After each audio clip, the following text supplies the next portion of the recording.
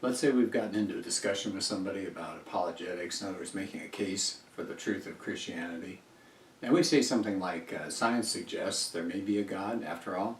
Here's a good argument for the reliability of the Gospels, or there's a logical reason to believe that the universe had a start. And that's effective. I like that as much as anybody. But there's a big drawback.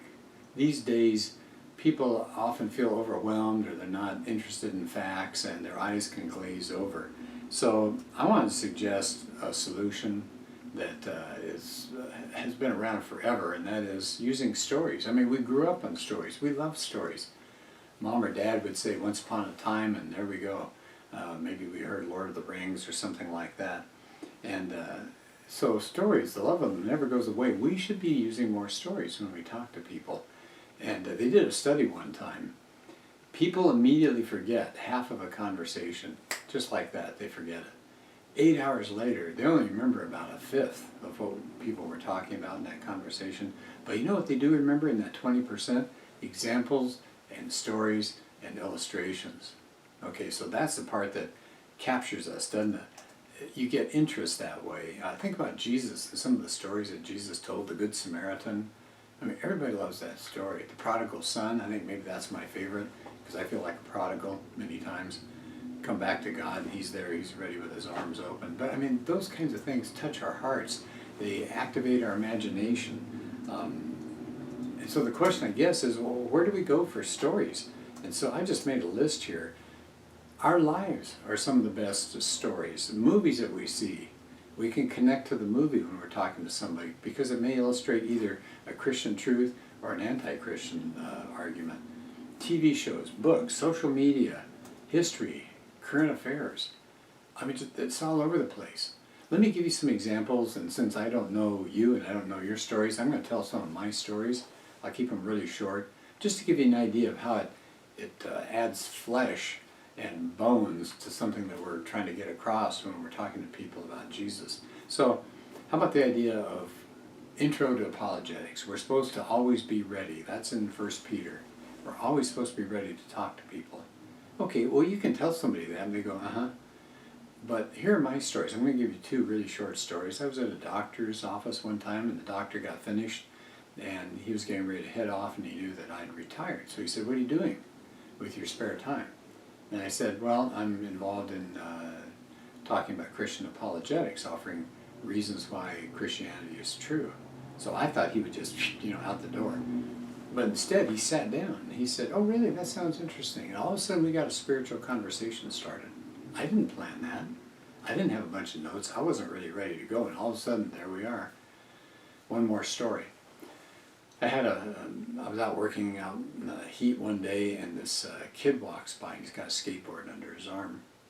And he looked pretty dragged out. And our garage door was open. We had some water out there. I said, hey, you want some water? He said, yeah, that'd be great. So I got him some water. And I said, how you doing? He said, oh, I'm okay. He said, actually, he said, I'm lost. And I said, oh, well, and I gave him the street and where he could go down one direction and turn. And he said, no, I'm lost. And I said, are you talking spiritually lost? And he said, yeah. Where did that come from? I was just out in the yard, and then he comes in, and all of a sudden we have this conversation started. So those are my stories to illustrate we're supposed to always be ready. How about this one? When we talk about apologetics, I often tell people, don't let somebody who's got a degree overwhelm you just because of that degree. That doesn't necessarily mean that they're brilliant in every area. It might mean they just know something in a small area. So here's my quick story. Richard Dawkins, very famous atheist. One time he claimed that he had read a German, somebody who was a scientist or a theologian or something. He'd read this German academician, I guess, some kind of teacher, professor, who had said that Jesus never lived, so he said that's good enough for him. Well, people said, so who was this? And come to find out, it was somebody that taught German.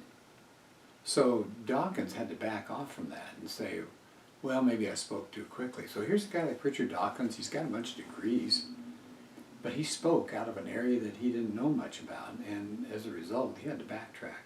So I'm just giving you some examples of stories here. What about one more story? when we're teaching apologetics, we often say, hey, get in there and just let it happen. And you may not do so well, you may fall on your face at first, but we get better through practice, kind of like riding a bike. So my illustration is a friend of mine named Steve. And Steve had a real heart for talking to Mormons. They'd come to the door, and Jehovah's Witnesses. And these people would throw things at Steve, and he'd say, I don't know how to answer them. And so at first, he felt kind of sad. I wasn't able to give him really good answers. But he didn't just mope about it. He went and found answers. And he got better and better until now. He's so relaxed and he's so good at dealing with people who come to his door. Okay, what about this? Let's take arguments for the existence of God. Okay, we'll look at science. Now, again, I'm going to stay away from all the facts and all the figures. But one of the things we say is that the universe had a beginning now. Scientists believe that, call it the Big Bang. And all of a sudden, the universe just appeared. And that's so counterintuitive when it comes to a secularist view, because how do you get something from nothing? So I'll offer this illustration. I walk out one morning, next door neighbor has a brand new Mercedes parked there, and the neighbor comes out, and I say, hey, that's really a nice car. Where did that come from? And he said, I don't know. And I said, what do you mean? He said, I don't know, I just woke up and it was there. It just popped into existence. But nobody's going to buy that. We're going to say, no, no, no. It had to come from somewhere outside. Either your wife did it as a surprise, the dealer brought it for you to take a look at. But it didn't just pop into existence. That doesn't make any sense. And the same can be said for the universe. So if you see that little illustration of that story, it can make science seem a little bit more understandable. What about, oh shoot, where did I put my pop beads? Oh, hang on. Here's some pop beads. And what I do is I illustrate these when we're talking about the start of life. And what you need to get life going, you start with a bunch of amino acids by themselves, just an amino acid here and there. And those amino acids have to come together and form a chain called a peptide. If you get enough of them, they twist around and they'll form a protein. Okay, so amino acid, peptide chain, twist it around, you get a protein. Well, that sounds pretty easy, but I tell people, look, something as simple as these pop beads, when they manufacture them, you notice each end has to have two different kinds of openings, or an opening on one end and a protrusion on the other, so that they will click together and form some kind of chain. And the opening has to be a certain way, doesn't it? And this protuberance has to be a certain way. It's got to be slightly longer and wider on the end. If it's just a straight line, it's just going to fall out. It's not going to click. It's got to stick together. The hole has to be a certain diameter, so we'll accept this. And this is just something as simple as pop beads. But it gets way more complicated with amino acids. I mean, it's so difficult to get them to stick together. But I think this makes a nice illustration for that. Let's keep going. What about design in the universe? Scientists are discovering more and more that there's actual design in the universe. So I use this illustration.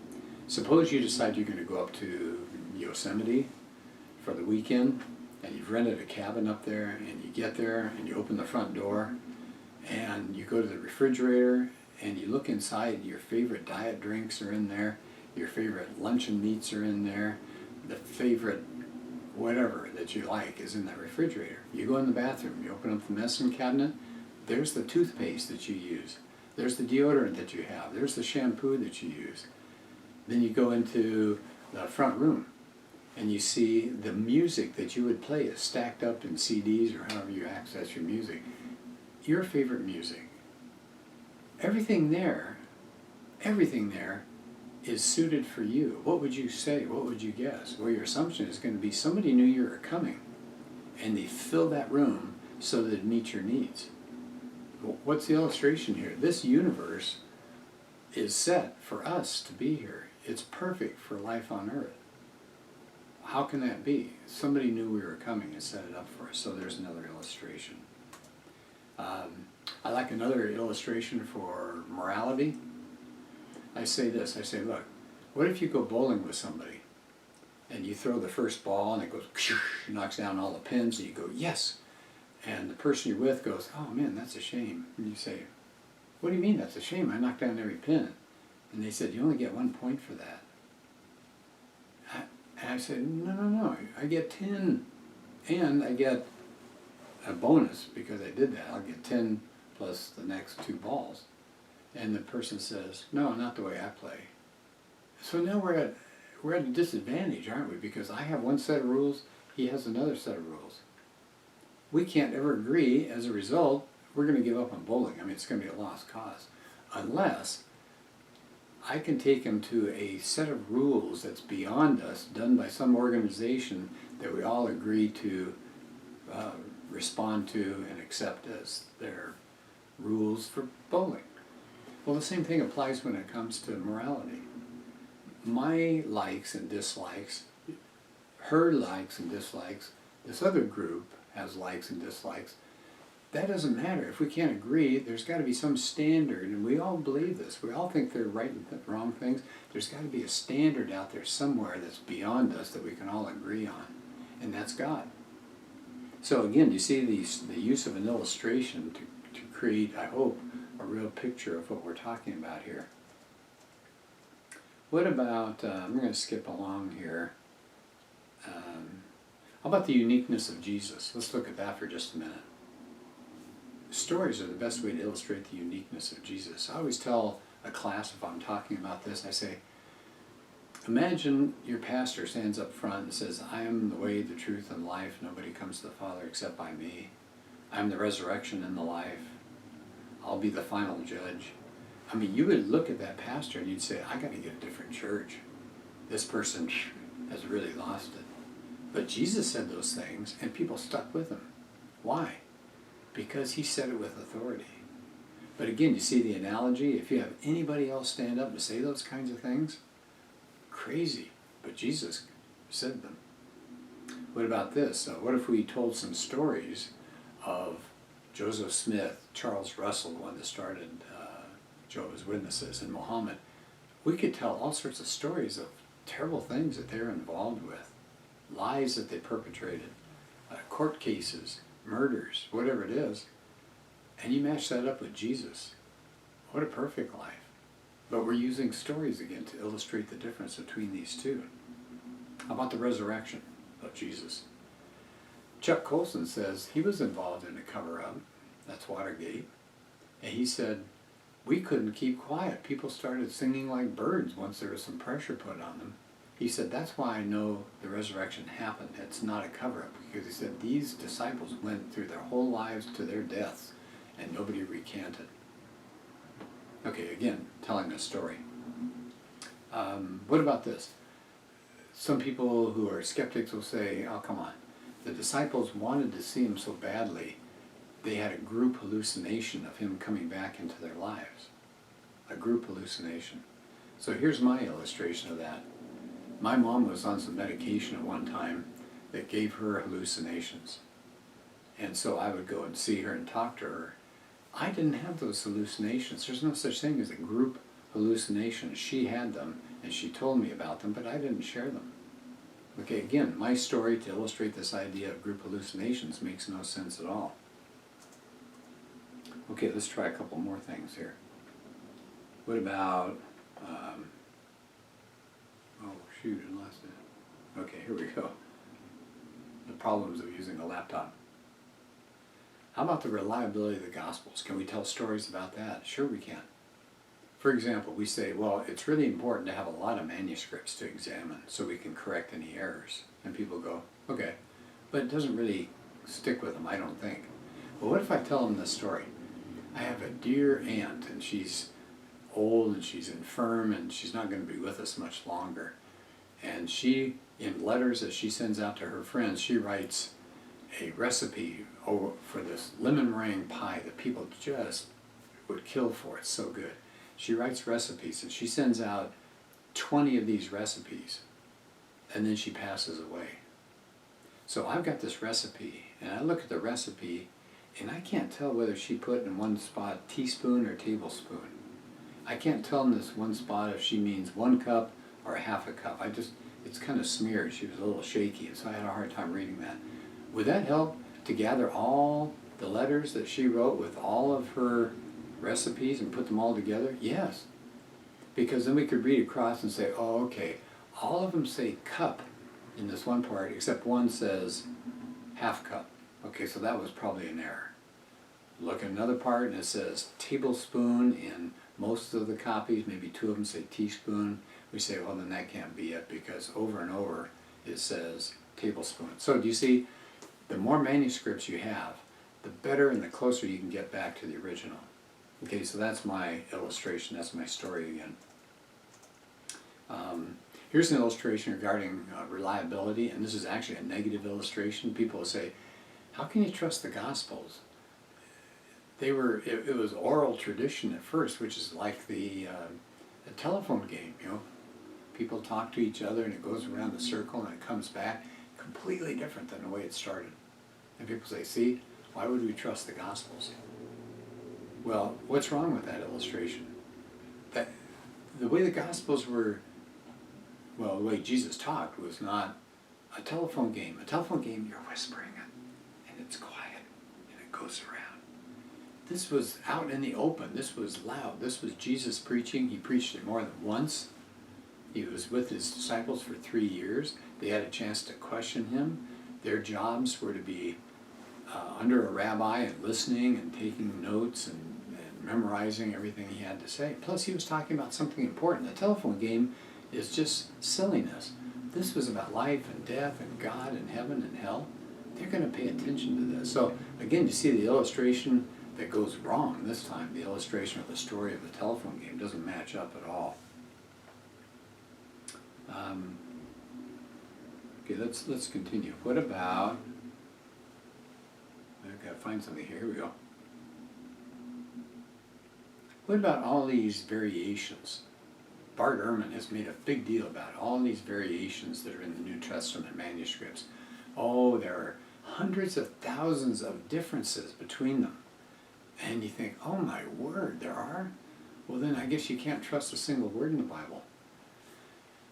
What if we do this, though? Here's an illustration. You pull out your phone and you send somebody a text message and you misspell one word. You say, meet me at Starbus. And you send it again. You say, meet me at Starbucks, but this time you spelled meet, M-E-A-T. Well, now you've had 2 errors. Do you think this person is confused? No. They'll still figure out what you're talking about, as long as you have plenty of manuscripts to look at. So again, that takes care of that problem, I think. Okay, I hope that makes sense. Let me kind of wind it up here by saying not all stories are useful. So let me tell you a negative story, in other words, a questionable story that I don't think is accurate or profitable to the people that are using it. It's the story of the blind man and the elephant. And you know where I'm going with this, I hope. So the idea is, in some far-off village, maybe India or someplace, in comes an elephant for the first time, and there are several blind men in the village. And so they're brought to the elephant just so they can encounter it, because they've never encountered an elephant. And one grabs one of the legs and says, oh, I understand now. The elephant is a column. But there's another man who's touching the ear, and he says, no, no, no. The elephant's like a big fan. I can feel it. A third person's up in the front, and he's grabbed that tusk. And he's feeling that tusk. He says, what's wrong with you? An elephant's like a spear. He's sharp, and he's strong, and he's tough. Another one's got the tail and says, it's like a rope. And so they start squabbling, and finally, out comes the mayor or local dignitary who says, be quiet. You all have just a bit of the truth. You're all at the same elephant, but you don't have the big picture. Well, can you tell where this is going as far as an illustration? The idea is that Christianity and Islam and the New Age and Buddhism and Jehovah's Witnesses and all these things, that we're all squabbling, but we're all blind. We only have a piece of the truth. And religions are actually encountering God in slightly different ways, but it's overall the same God. Really. Does that make any sense? No. The blind man and the elephant is a terrible illustration. First of all, notice that it takes a person with sight to come in and tell them they're all wrong. How come the person that's telling you that you're wrong, where did he or she get their sight? Why are they sighted but you're blind? I mean, do you hear the arrogance of that? Secondly, the elephant doesn't say anything in the message, in the illustration where they're touching it. The elephant doesn't say anything. But the God of the Bible has spoken. He's spoken in the Old Testament, he's spoken in the New Testament. So that's a little different. Right, so this is a really poor illustration. Plus, religions differ on everything. They differ on what happens when you die, they differ on how to live, they differ on the God, they differ on the method of salvation. They're all different. It's not a question of it's the same beast. It's not the same beast at all. Here's another questionable story. It's the idea of all roads lead to God. And maybe you've heard this one, that there's this big mountain. Up at the top of the mountain is God. Well, there's one road that's snaky and it's going along, and the Buddhists are on that one. And there's another road, and they're the Christians, and they can't see the Buddhists, and the Buddhists don't see them. Another road, there's Islam, and the Muslims are going up that one, they can't see anybody else. And so they're working, and they trudge, and they work, and they trudge, and then they all get to the top, and they go, oh, so this is God. So we're told that story. Now, do you see any problems with that? Let you think about that for a second. I think this is the biggest problem of all. We're back to the arrogant thing.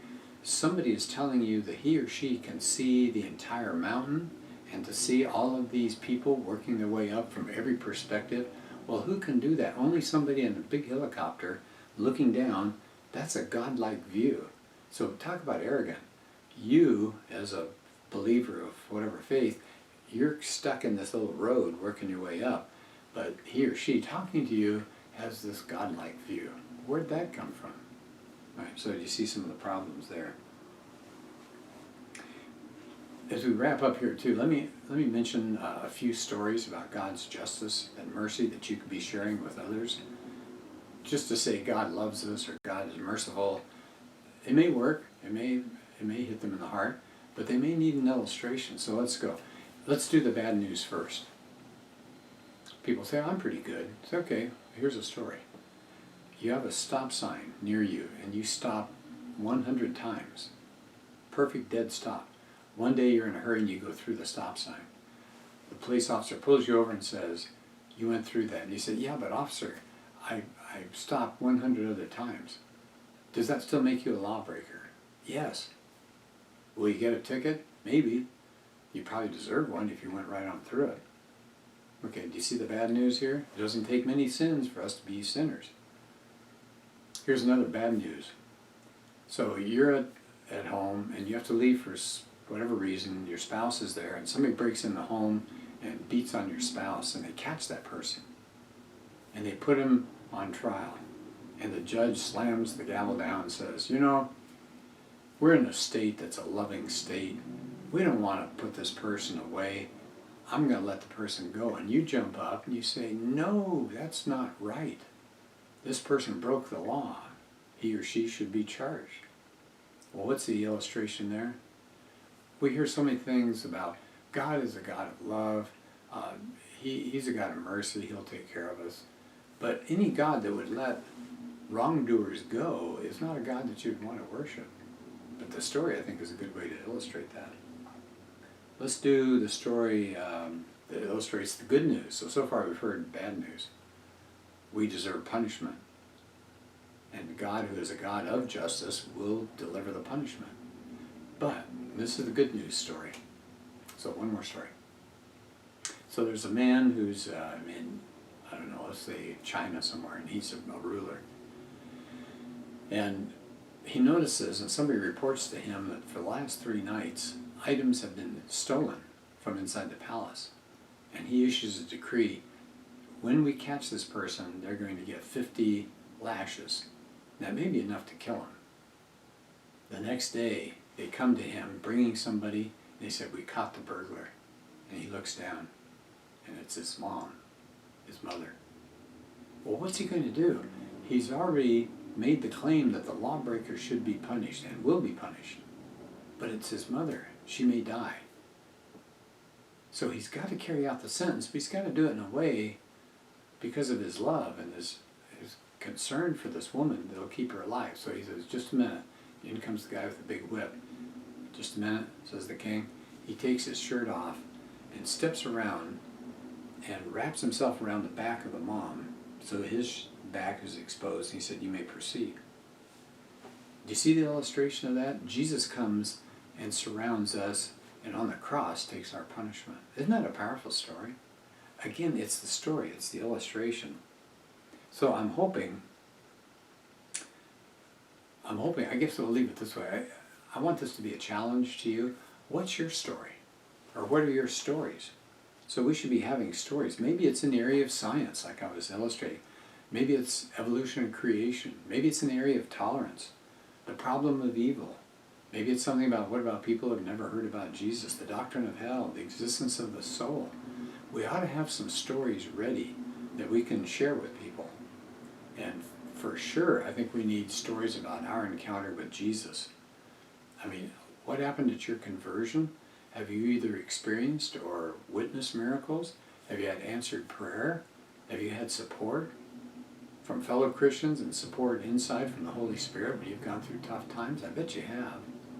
And these are the kinds of things that are going to be so powerful. Instead of saying, Jesus takes care of me, you tell some stories and watch what happens. Well, as far as resources go, please contact me, Gary at apologeticsforlife.org. I'd be happy to get back to you and give you some ideas about stories. There's a book that I used as the spark to get this going today. It's called The God Conversation. The God Conversation. J.P. Moreland is the author.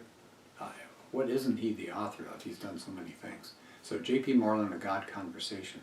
So I hope this is helpful. I hope we consider, I don't want you to forget about making a logical case for Christianity, but sometimes those stories that can nurture our souls, that can warm us up, can appeal to our imagination. Sometimes these stories can be really powerful when we're using them for the cause of Christ.